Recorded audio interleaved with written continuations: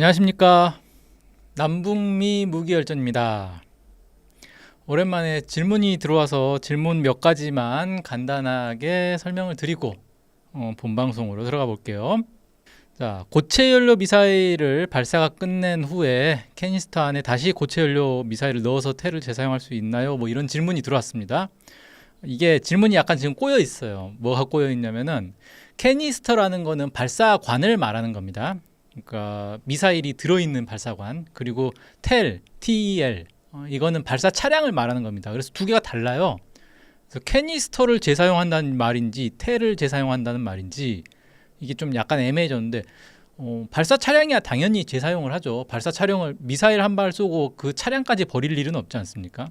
근데 이 캐니스터라는 거, 발사관 같은 경우는 대체로 일회용으로 많이 만듭니다. 이게 왜 그러냐면, 예를 들어서 캐니스터 안에서 미사일이 점화가 돼가지고 발사를 한다. 그러면 캐니스터 안에 이제 그 미사일에서 엄청나게 뜨겁고 강한 압력에 이 화염이 분출이 되기 때문에 캐니스터가 망가집니다. 기본적으로. 그래서 이걸 쓸 수가 없어요. 그래서 캐니스터는 일회용이다 이렇게 보시면 되고, 그래서 발사 차량에 캐니스터, 미사일이 들어있는 캐니스터 자체를 탑재를 해서 쓰다가 발사하고 나면 이 캐니스터 버리고 새 캐니스터를 또 탑재하고 이런 식으로 운영을 많이 하고요. 근데 그 콜드런치라고 있어요. 캐니스터 안에서 강한 가스를 뿜어가지고 미사일을 밖으로 날려보낸 다음에 그 다음에 미사일을 점화를 해가지고 이렇게 실제로 이제 날아가게 되는 그런 경우는 캐니스터가 망가지지 않거든요. 그래서 재사용할 수 있긴 합니다. 하지만 보통 그렇게 안 합니다. 왜 그렇게 안 하냐면, 돈 문제라기보다는 재사용하려고 하면 어쨌든 다시 정비를 하고 거기에 미사일을 탑재해서 밀봉을 하고 해야 되는데, 이렇게 하는 것보다 새 거를 그냥 만드는 게 오히려 더 간편하기 때문에 재사용을 할 수는 있는데 많이 안 한다고 하더라고요. 그렇게 알아두시면 될 것 같습니다. 다음 두 번째 질문. 북한은 돈이 많은가? 해마다 전술, 전략, 순항, 탄도, 극초음속 등 미사일 백화점인데 이거 뭐 매년 이렇게 미사일을 막 쏴대는데 이거 돈이 얼마나 많은 거냐라고 하는데, 이 질문은 저도 사실 답을 해드리긴 좀 어려울 것 같아요. 북한이 국방비로 얼마를 투입하는지 이런 것들이 사실 구체적인 수치로 나온 것도 없고, 그 다음에 또 하나는 우리가 예를 들어서 동급의 미사일을 만들었을 때 그 미사일 가격이 북한도 똑같은 가격으로 책정이 될까는 사실 알 수가 없는 거예요. 예를 들어서 우리 같은 경우는 미사일 개발할 때 그 안에 들어가는 부품들이 상당 부분 이제 수입을 해가지고 이렇게 조립을 하는 것들이 많이 있단 말이에요. 자체로 개발하는 것도 있지만, 그리고 미사일을 개발하는 과정에서 여러 장비들이 들어갈 건데 그런 장비들도 자체 개발한 것도 있지만 또 수입해가지고 쓰는 것들도 있어요. 근데 이거를 이제 자체 개발을 했을 때는 북한 같은 경우는 수입을 하기가 상당히 어려운 처지잖아요. 지금 완전히 경제적으로 봉쇄가 돼 있고, 특히 이제 군사 분야의 제재가 매우 극심하기 때문에 대부분 북한은 자체 개발을 했을 거란 말이에요. 그때 들어가는 비용이 어떻게 될지 이런 것들 계산하기가 좀 어렵습니다. 그래서 실제로 어떨지는 모르겠는데, 북한이 미사일 개발에 상당히 많은 국가적 투입을 하는 건 맞긴 맞는데, 이 부분은 북한이 어느 정도 이제 미사일 개발에 자금을 투입하는지, 그리고 국방비로 얼마를 책정하고 있는지, 그리고 실제 북한의 전체 예산이 어느 정도인지 이런 것들이 사실 거의 알려진 게 없기 때문에 뭐라고 말씀드리긴 좀 어려울 것 같습니다. 세 번째는 의견을 주셨는데, 킨잘 미사일 있잖아요. 그 러시아의 극초음속 미사일 킨잘을 제가 그 1,000억 원 정도, 우리 돈으로 1,000억 원 정도 한다라고 했는데, 그러니까 달러로 치면 1억 달러 정도 되는 거죠. 이렇게 설명을 드렸는데 그게 아니다. 미화로 1,000만 달러 정도 한다. 그러니까 우리 돈으로 한 140억 정도 한다라고, 한 10분의 1 정도로 이렇게 의견을 주셨는데, 제가 그래서 다시 확인을 했어요. 확인했더니 이게 맞습니다. 그 영국의 한 언론사 보도에 이렇게 나오더라고요. 킨잘 미사일이 1,000만 달러다. 가격이, 대당 가격이 1,000만 달러. 그래서 이게 맞는 것 같습니다. 제가 한 10배 정도로 잘못 알고 있었네요. 의견 주셔서 감사합니다. 자, 이제 본격적으로 내용 들어가 볼까요? 오늘은 순항 미사일에 대해서 이야기를 하기로 했죠. 순항 미사일이란 무엇이냐? 일정한 고도와 속도로 순항하여 목표물을 공격하는 미사일이다. 그러니까 탄도 미사일은 어떻게 날아가죠? 탄도를 그리면서 이렇게 포물선을 그리면서 날아가는 게 탄도 미사일이라면 순항 미사일은 그냥 이렇게 쭉 날아가는 거예요. 비행기 같은 거죠. 근데 사람은 타고 있지 않고 폭탄이 실린 비행기, 무인기하고 똑같다라고 보시면 돼요. 그래서 실제로 무인기도 순항 미사일의 일종으로 분류를 하기도 합니다. 요즘 많이 각광받는 무인기와 순항 미사일이 사실은 비슷한 거예요. 자, 순항 미사일 얘기를 하기 위해서 엔진과 이 유도 기능에 대해서 좀 자세히 살펴보려고 합니다. 순항 미사일은 탄도 미사일과 달리 제트 엔진을 사용하는 경우가 많습니다. 순항 미사일도 이 로켓 엔진을 쓰는 경우가 있긴 있어요. 근데 매우 드물고 대부분은 제트 엔진을 사용한다라고 보시면 돼요. 로켓 엔진은 탄도 미사일이 기본적으로 사용하죠. 탄도 미사일은 100% 로켓 엔진을 씁니다. 로켓 엔진이란 건 산화제와 연료를 싣고 이거를 섞어서 불을 붙여가지고 그 반작용으로 날아가는 건데, 제트 엔진은 산화제 없이 연료만 싣고 가는 거예요. 그럼 산화제라는 게 이제 산소잖아요. 산소는 공기 중에서 그냥 빨아들이는 거죠. 그러니까 탄도 미사일은 우주 공간까지 날아가야 되니까 산화제가 별도로 필요한데, 이 순항 미사일은 공기 중에서, 대기 중에서 날아가기 때문에 산화제가 따로 필요 없다라는 겁니다. 그래서 날아가면서 공기를 빨아들여서 거기서 이 산소와 연료를 섞어가지고 태워서 이렇게 날아가는 거다, 이렇게 보시면 될 것 같네요. 그러니까 산화제를 따로 싣지 않으니까 무게가 일단 가벼워지겠죠. 그러니까 어떻게 장거리 운항에 유리하다라고 볼 수 있어요. 근데 로켓 엔진은 이 추진력이 매우 강한데 제트 엔진은 그에 비해서는 추진력이 약합니다. 그러니까 속도는 좀 느려요. 그리고 실을 수 있는 이 폭탄량, 폭발량, 그러니까 이 탄두에는 어쨌든 폭탄이 들어갈 거 아니에요. 그 탄두 무게가 아무래도 로켓 엔진에 비해서는 작을 수밖에 없다, 이렇게 보시면 될 것 같습니다. 자, 그럼 순항 미사일에 사용하는 제트 엔진에는 또 두 가지 종류가 있습니다. 터보 제트 엔진과 터보 팬 엔진이 있어요. 터보 제트 엔진은 그림을 보시면 이제 좀 이해하실 수 있는데, 일단 공기를 빨아들이겠죠. 공기를 빨아들이면 그걸 압축기를 돌려가지고 이 공기를 압축을 시킵니다. 압축을 시켜서 이걸 연소실로 보내요. 연료와 함께 보냅니다. 그러면 연소실에서 이거를 폭발을 시켜요. 그러면 이 폭발한 힘으로 터빈을 돌립니다. 그 터빈과 압축기는 연결되어 있기 때문에 터빈이 돌아가면서 압축기도 같이 돌아가는 거예요. 그렇게 하고 터빈을 돌리고 나서 이 폭발한 고온 고압의 가스는 노즐을 통해서 뒤로 이렇게 날아갑니다. 그렇게 해서 이 반작용으로 추진이 되는 그런 거예요. 그 다음에 이 터보제트 엔진에서 한 단계 발전한 게 터보팬 엔진이라는 건데, 터보팬 엔진은 이 압축기 앞에 팬이 달려 있어요. 프로펠러 같은 게 달려 있어요. 그래서 그걸 돌려가지고 우리 이제 프로펠러 비행기 보면은 프로펠러가 막 돌아가면 뒤로 바람이 막 뿜어지면서 그 반작용으로 앞으로 날아가는 거잖아요. 그 효과까지 노린 거예요. 그러니까 제트 엔진, 터보 제트 엔진의 효과에 프로펠러 엔진의 효과까지 더해진 것이다, 이렇게 보시면 되겠네요. 그러면 뭐가 더 좋은 거냐? 이게 장단점이 있는데, 터보 제트 엔진이 힘이 더 좋습니다. 반면 터보팬 엔진은 효율이 더 좋아요. 그래서 어떻게 되느냐?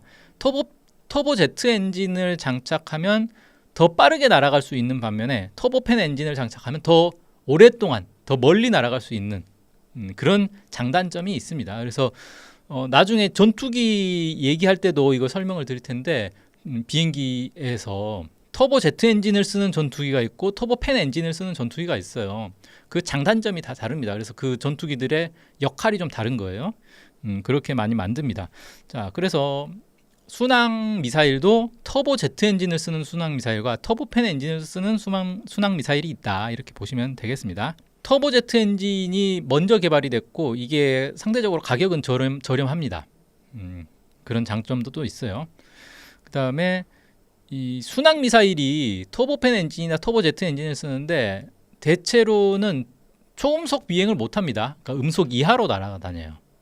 그러면 아니 일반 전투기들도 터보팬 엔진이나 터보제트 엔진을 쓰는데 초음속으로 날아가잖아요. 초음속 전투기들이 있잖아요. 우리나라에도 초음속 전투기 있죠. 왜 근데 순항 미사일은 못 날아가느냐라고 할 수 있는데 초음속 비행을 할 때는요. 이게 단순히 터보 제트 엔진이냐 터보 팬 엔진이냐 이 문제가 아니고 제트 엔진 자체의 문제가 아니고요. 뒤에 이제 노즐이 있어가지고 그 뒤로 이제 배기가스를 내보내는 거잖아요.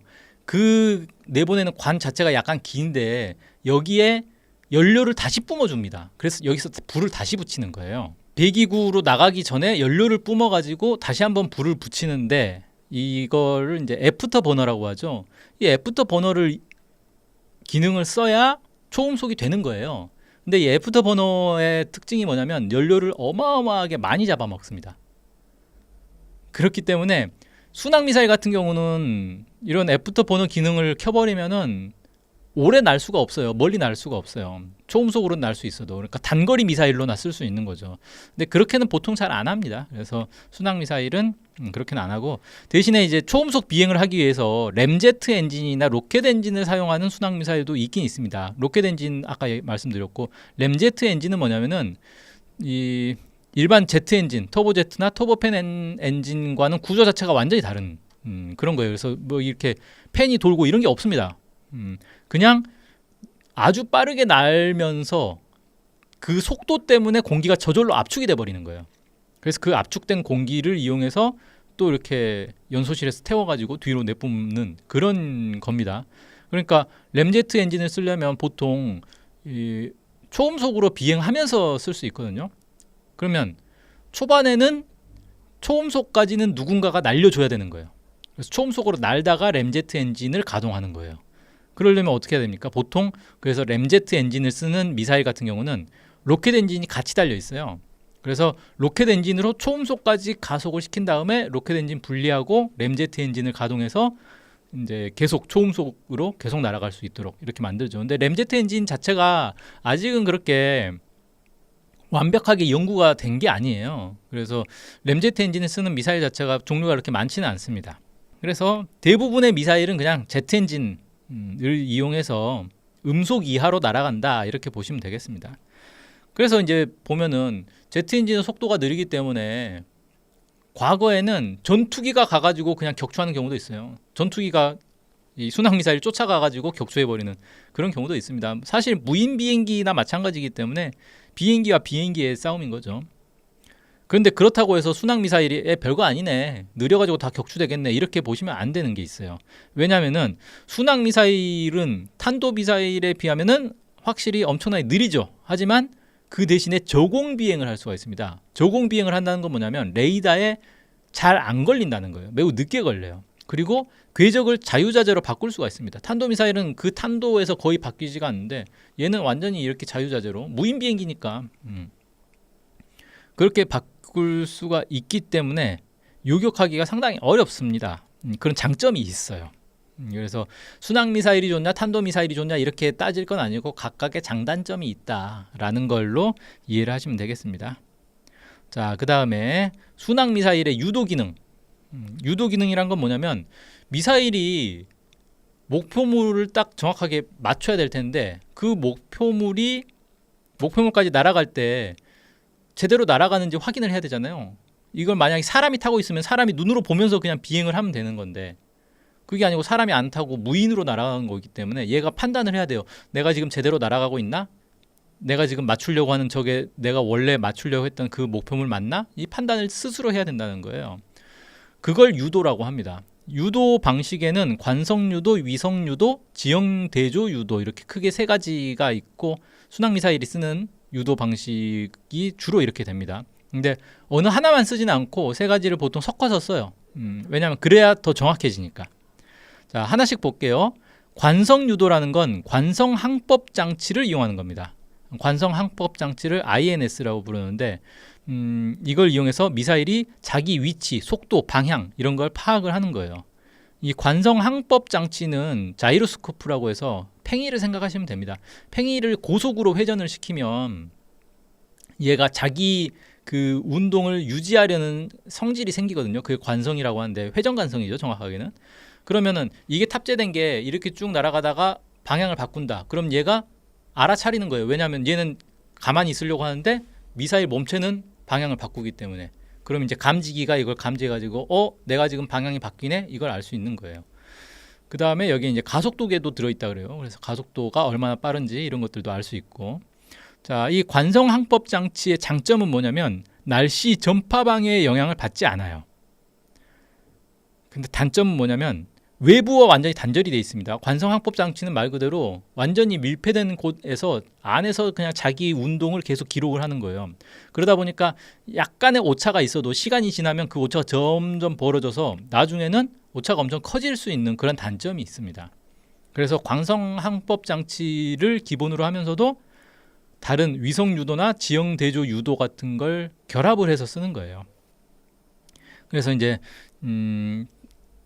위성 유도를 보면은 위성 유도라는 거는 위성 항법 장치, 우리가 흔히 GPS라고 하죠. 이 GPS를 이용해서 미사일이 자기 위치와 속도 방향을 파악하는 방식입니다. 이거는 외부에서 신호를 받아가지고 아는 거기 때문에 멀리 날아가도 오차가 이렇게 커지지 않습니다.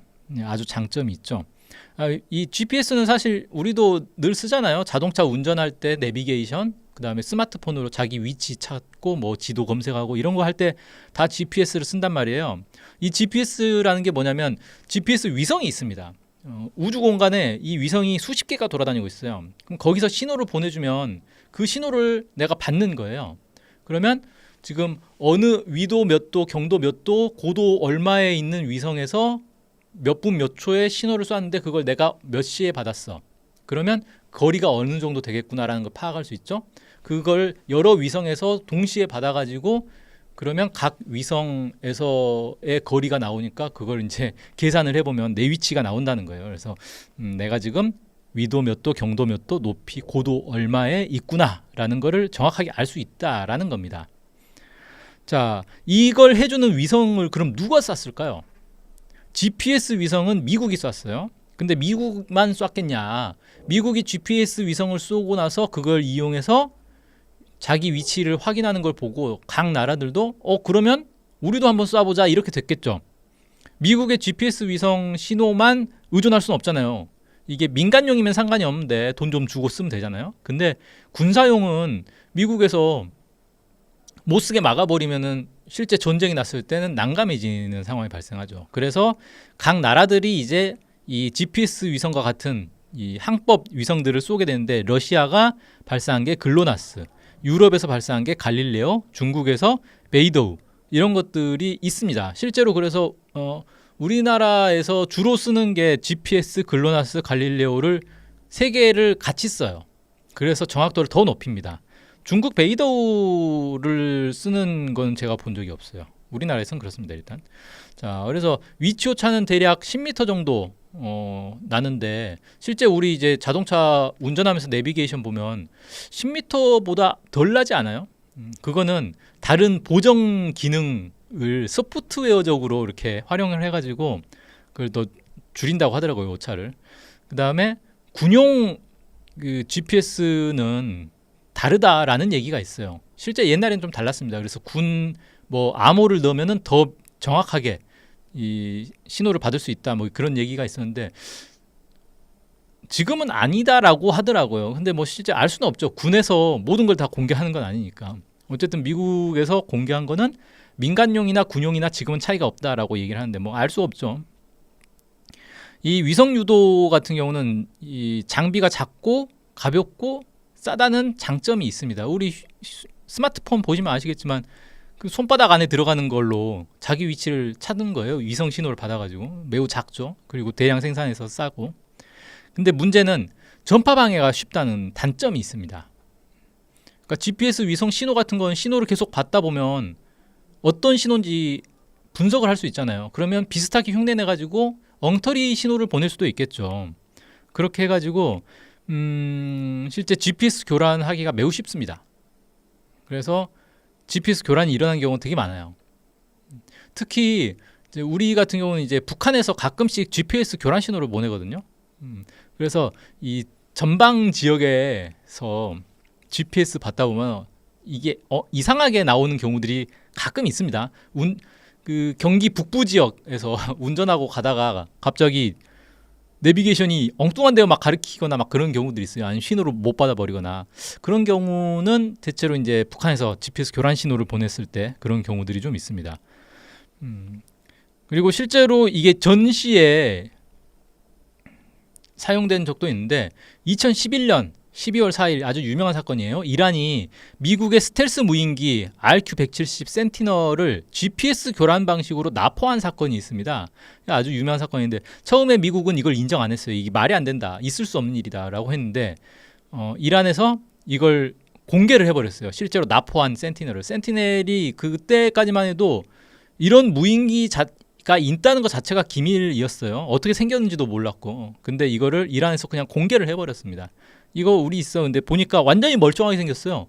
그래서 어떻게 했냐라고 했더니 GPS 신호를 가짜 신호를 보내가지고 얘가 비상 착륙을 하게 만들어 버린 거예요. 내가 지금 뭔가 문제가 생겼네. 그래서 비상 착륙해야지라고 해서 원래 정해진 곳으로 비상 착륙을 해야 되는데 착륙하고 보니까 그게 엉뚱한 곳이었던 거예요. 그러니까 GPS 신호를 엉뚱하게 보내가지고 엉뚱한 곳에 착륙하게 만들어 버린 거죠. 그렇게 해서 이란이 이걸 가져가 버렸습니다. 그래서 미국의 1급 기밀이 그냥 날아가 버린 거예요. 이것 때문에 그런 일이 있었습니다.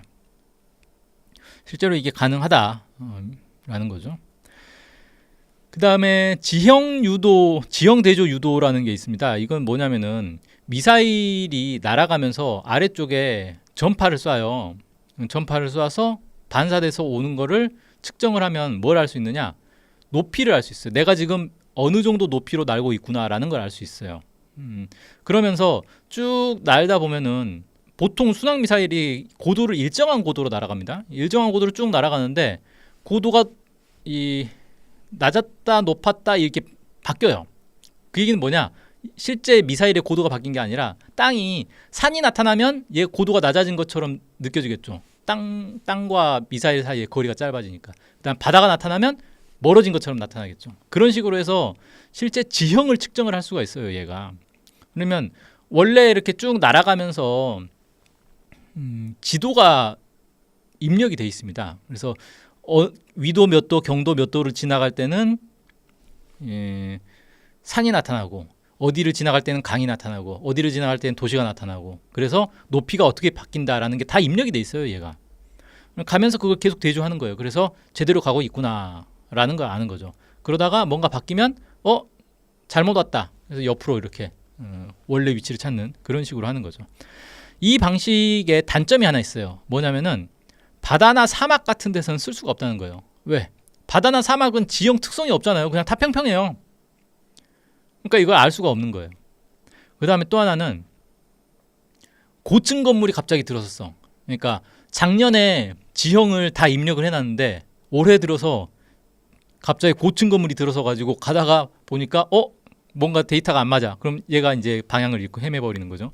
그런 문제가 생겨요. 그래서 지형 정보를 계속 갱신을 해줘야 됩니다. 그래서 정찰 위성을 쓰거나 뭐 정찰기를 쓰거나 아니면 첩보원이 들어가가지고 내가 발사하는 지점에서 목표물 지점까지 중간 경로들의 지형을 계속 파악을 해야 됩니다. 근데 뭐 사실 도시가 아니고서는 크게 바뀔 건 없죠. 근데 뭐 예를 들어 댐을 짓는다거나 아니면 고층 건물을 짓는다거나 이런 게 있으면 계속 파악을 해줘야 되는 거죠. 자, 이런 이제 문제가 있다. 지형 대조 유도 같은 경우도 보조 수단으로만 사용하는 겁니다. 이걸 주 수단으로 사용해 버리면 날아가다가 중간에 데이터가 안 맞네? 그러면 얘가 완전히 헤매버릴 수가 있기 때문에 다른 유도 수단과 이제 함께 써야 되는 거죠. 자, 순항 미사일의 특징이 저공 비행을 한다고 그랬어요. 저공 비행, 뭐 초저공 비행, 뭐 30m 막 이렇게 날아가기도 하고 10m 이렇게 날아가기도 해요. 그러니까 경로를 정확하게 잡지 않으면 여러분 30m만 해도 아파트 뭐 한 10층 아파트, 한 15층 아파트 이래 버리면 날아가다 아파트에 부딪혀 버리는 수가 있어요. 그래서 뭐 높은 나무나 아니면 산이나 이런 거에 충돌하지 않으려면은 그렇다고 높이 날면 레이더에 걸리니까 안 되죠. 낮게 날면서도 충돌하지 않기 위해서 계속 이렇게 방향을 잘 잡아줘야 된다. 라는 겁니다.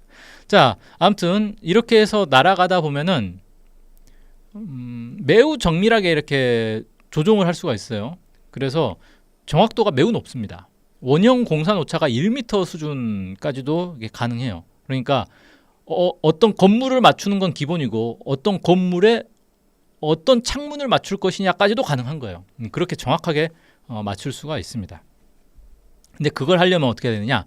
출발부터 도착까지 지형 지물 정보를 정확하게 파악을 하고 있어야겠죠. 그렇게 해야 중간에 장애물에 걸려가지고 엉뚱한 데서 터지지 않게 끝까지 날아가서 정확하게 딱 맞출 수가 있다라는 겁니다. 그러려면 어떻게 해야 되겠어요? 사전 정보가 있어야 되겠죠. 이 사전 정찰을 계속하고 적국 깊숙한 곳의 지형 지물을 파악을 해야 되는데 이게 사실 쉽지가 않잖아요. 정찰 위성 무인기 정보원 뭐 정찰기 이런 것들을 계속 활용해서 계속 데이터를 입력을 해줘야 되는 거예요. 그래서 예를 들어서 2022년 연말에 북한 무인기가 서울에 온 적이 있어요. 서울 용산을 지나갔어요. 대통령 집무실 상공을 정찰했다 뭐 이런 얘기까지 있어요. 그러면 이건 뭐냐면은 그 무인기가 왔다 가면서 서울의 그 지형들을 다 사진을 찍어갔을 거란 말이에요.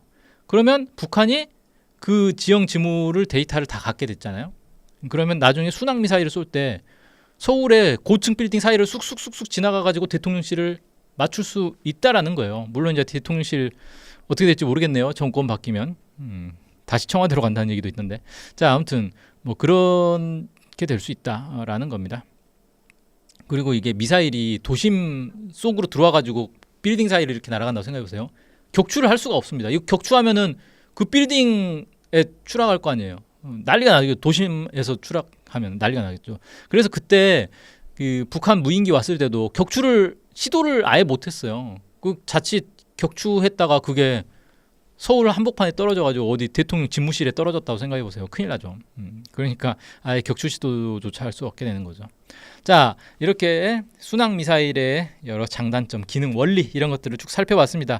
그래서 다음 시간부터는 실제 각 나라의 대표적인 순항 미사일에 뭐가 있는지 그것들의 장단점을 살펴보는 시간을 갖도록 하겠습니다. 자, 오늘은 여기까지 하고요.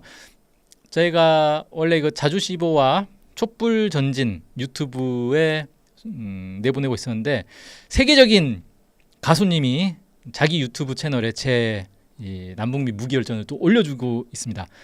우리 세계적 가수 백자 가수님께서 백자 TV에 이걸 올려주고 있어요. 그래서 아주 감사하게도 더 많은 사람들이 보게 됐는데 세 개 다 채널들 구독해 주시면 더 좋겠습니다. 오늘 방송은 여기까지 하겠습니다. 고맙습니다. 1급 체제에서 다급 체제로 급변하는 국제사회.